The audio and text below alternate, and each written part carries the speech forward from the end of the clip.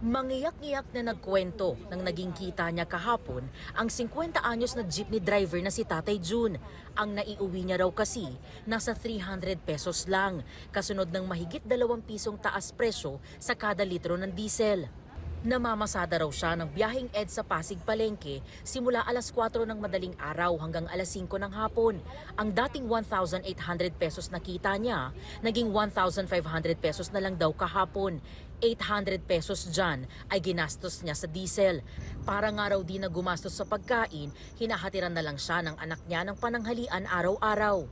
Sabi naman ni Alex, 2,000 pesos ang kinita niya sa pamamasada hanggang alas 6 ng gabi. Pero ibinawas pa ang pang-diesel, boundary, parking fee at pagkain. Umaasa raw siya sa inanunsyo ng LTFRB na karaang linggo na pisong taas pasahe. Staggered ang ginawang pagtataas sa presyo ng mga produktong petrolyo. Bukas ipatutupad ang ikalawang bagsak na kaparehong presyo.